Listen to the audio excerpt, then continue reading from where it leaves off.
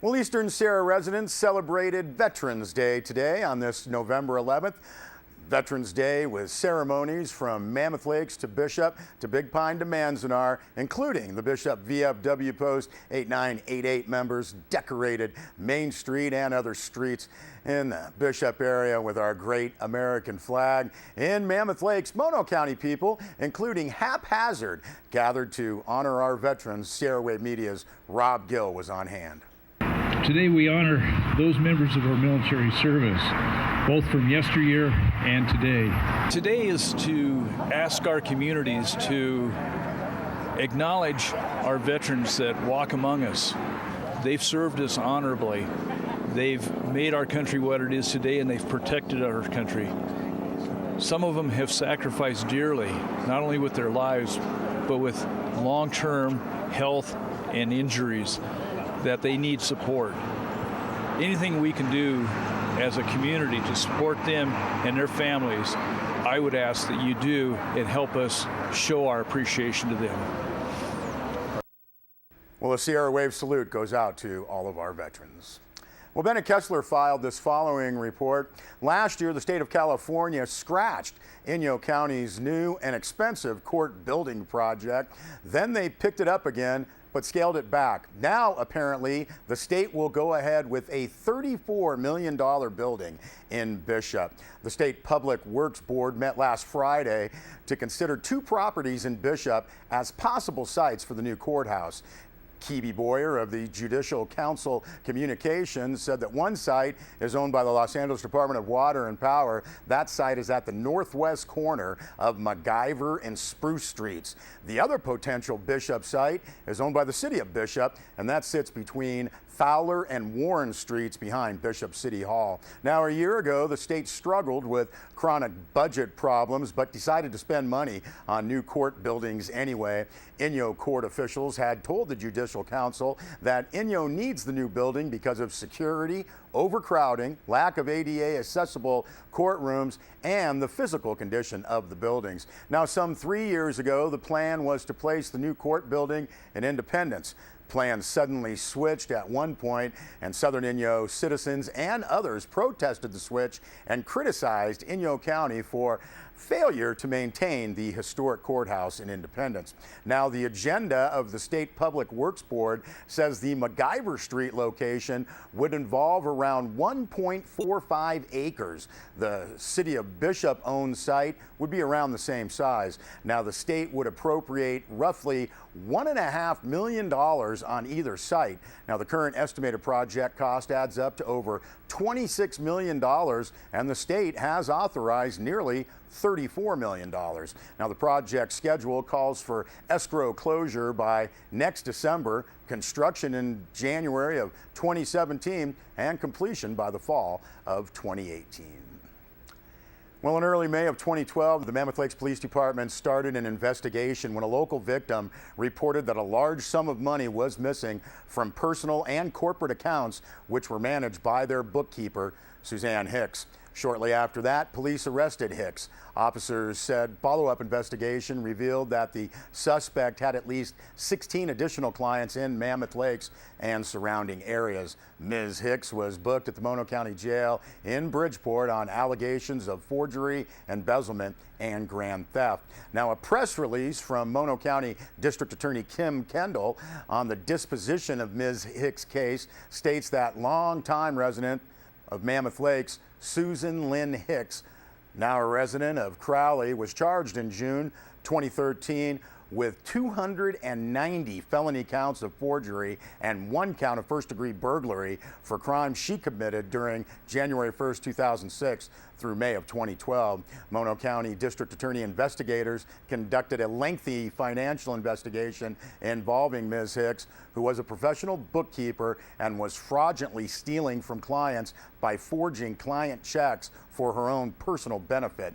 The investigation revealed Ms. Hicks stealing from multiple victims in amounts exceeding $500,000. Press release states that on June 24th, Ms. Hicks pled guilty to 287 felony counts of forgery.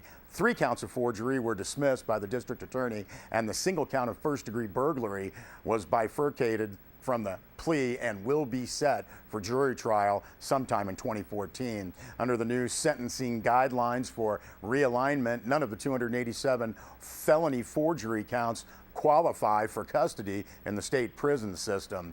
As a result of her plea, Hicks was sentenced on October 28th by Judge Magid on the 287 felony counts. Judge Magid sentenced Hicks to 14 years and 4 months to be split up under the new sentencing guidelines. Hicks will serve 8 years in local jail, serving as the state prison, and 6 years, 4 months to be served on mandatory supervision. Mandatory supervision will be under the Mono County Probation Department, which will now also serve as the local role equivalent to parole at the state level for state prison sentences. Hicks could be transferred to the state system to serve her custody time and any additional time if she is convicted of the one remaining count of first-degree burglary.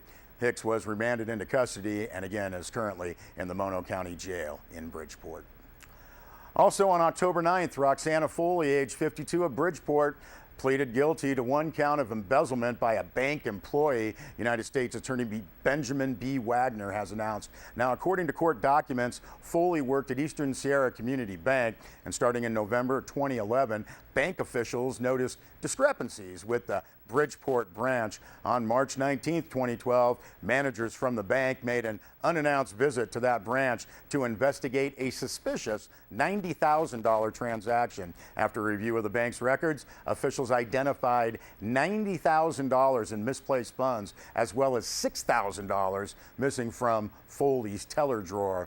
Now, during the surprise inspection, Foley admitted to taking $6,000 from her cash drawer, as well as an additional $312,000 from the bank. A later review of the Bishop Eastern Sierra Community Bank accounts uncovered $322,000 in missing funds, as well as multiple electronic covering transactions, that is, transactions moving money between accounts made by Foley. Officials also learned that Foley had been circumventing normal banking procedures at Eastern Sierra Community Bank, including single-handedly taking over all counting and auditing of Eastern Sierra Community Bank accounts when dual accounting procedures were required. Now, this case is a product of investigation by the Mono County Sheriff's Department, Mono County District Attorney's Office, and the Federal Bureau of Investigation. Assistant United States Attorney Kyle Reardon is prosecuting the case. Foley is scheduled to be sentenced January 29th. She faces a maximum sentence of 30 years in prison, a $1 million fine, and a 5-year term of supervised release. The actual sentence, however, will be determined at the discretion of the court after consideration of any applicable statutory factors and the federal sentencing guidelines, which take into account a number of variables. And again, that press release from the U.S. Attorney's Office.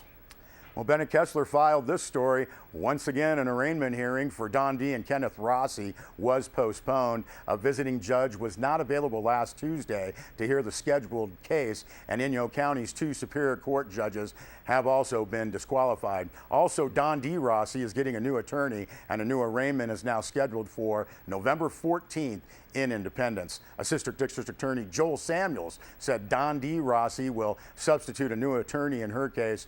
Gerard Harvey had previously represented both Rossis. Now, a month ago in a preliminary hearing, both defendants were held to answer nearly 60 charges. The DA has alleged that the couple had embezzled $1.5 million from the Inyo Welfare Department, stole identities, conspired to steal, and filed false or no tax returns, among other charges. District Attorney Tom Hardy had said in mid-October that following the preliminary hearing, a charging document was filed that alleges a total of 213 felony counts on the 2 defendants. Hardy said the new charges, quote, allege the filing of false documents in public files as part of the alleged scheme, end quote.